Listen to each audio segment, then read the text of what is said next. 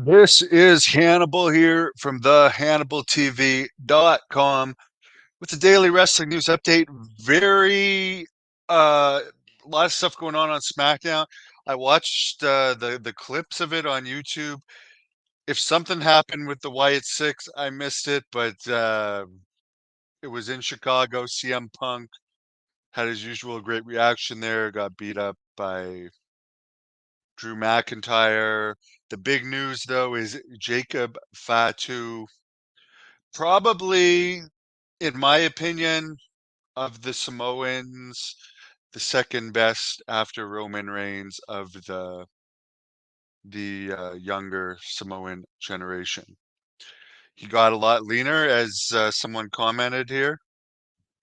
If you haven't seen him, watch my Jacob Fatu playlist. It's in the description of this video. He's very good.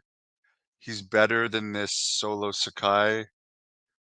And it looks like they're throwing him right in. They had him beat up Kevin Owens and Cody Rhodes. Cody Rhodes needs opponents, so they're throwing him right into the mix. Right now, like, Roman Reigns is gone, so the bloodline has lost its star power. But Jacob Fatu has been an indie star, so it made me watch it. I looked it up. I like the guy, and I wish him nothing but the best of luck.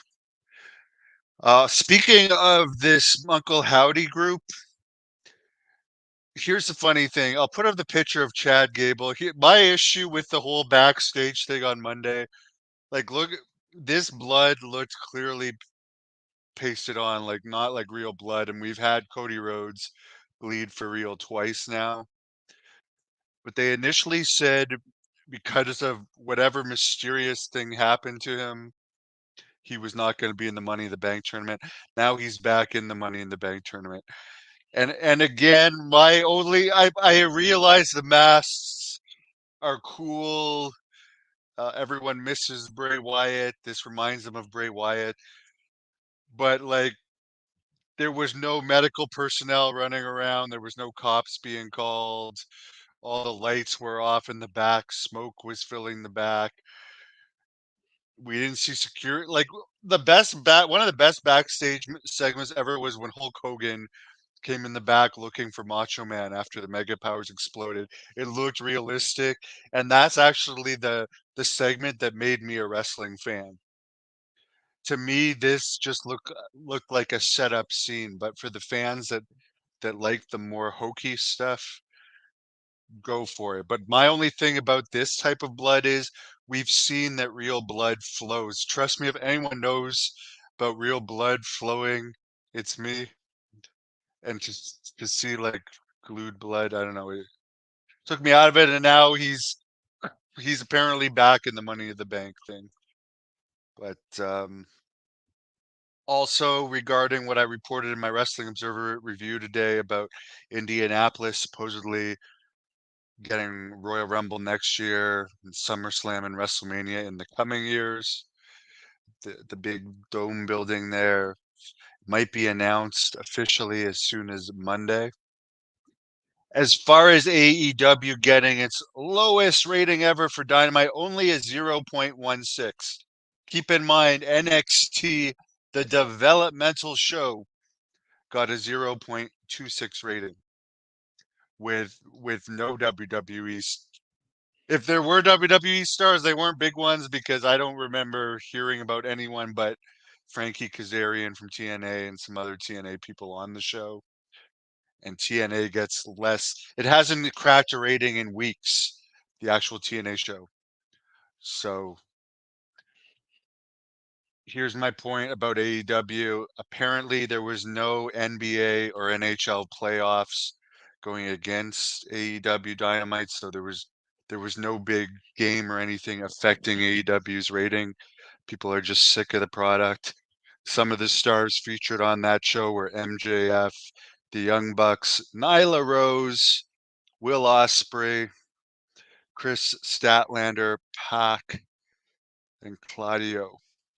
And I'm not going to even. I like Claudio Castangoli, or whatever his last name is. I was in Deep South Wrestling when he got his first WWE tryout. and I was friends with him at that point. Like I didn't know him, but I was talking to him every day he had a tryout. It was like a 3-day tryout. So I got nothing against him. I like him. But clearly AEW needs a complete overhaul.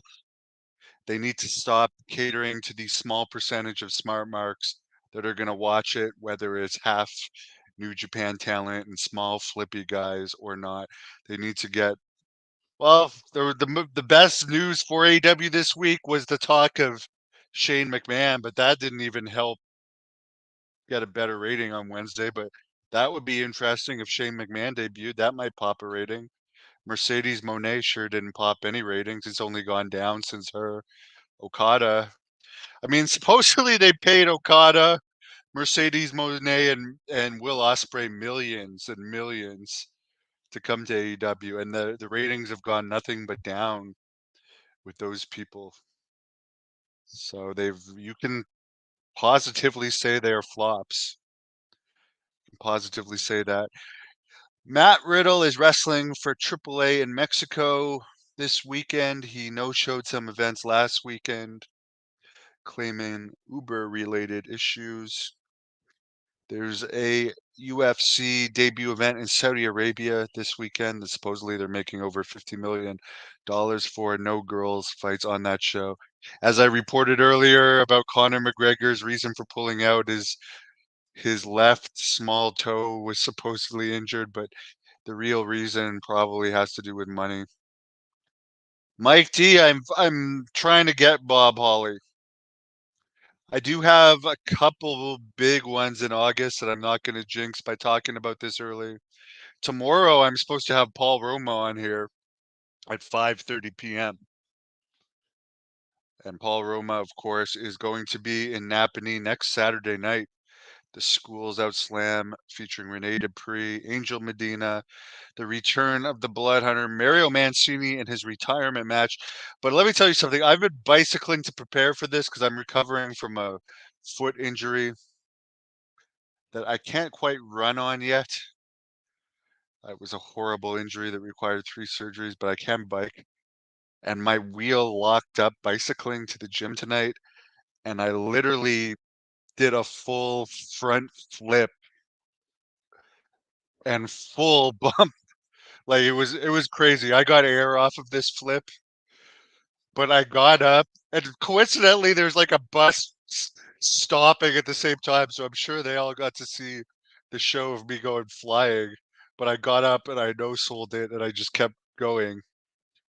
However, I would like to say that was my first bump in a very long time, and I didn't feel hurt at all from it. So I would say I'm very ready for this event on the 29th, as well as the Petawawa event, where we are going to film a scene for the Blood Hunter movie on August 31st. So by this time, I'm going to be back in my absolute peak condition, and I'll be teaming with the Warlord, managed by Katie Lee Burchill. And there's other events that we're already planning for the fall. Paul Roma, he's outspoken. That is for sure. I'm doing great, Anthony. Had a delicious meal once I got back from the gym. Had a good workout tonight. Training hard. Excited to get back in the ring next weekend. Tickets, by the way, are on sale for both of those events at ticketweb.ca. More event information at thehannibaltv.com. But yeah, tomorrow night, 5:30 p.m., Paul Roma and Mario Mancini.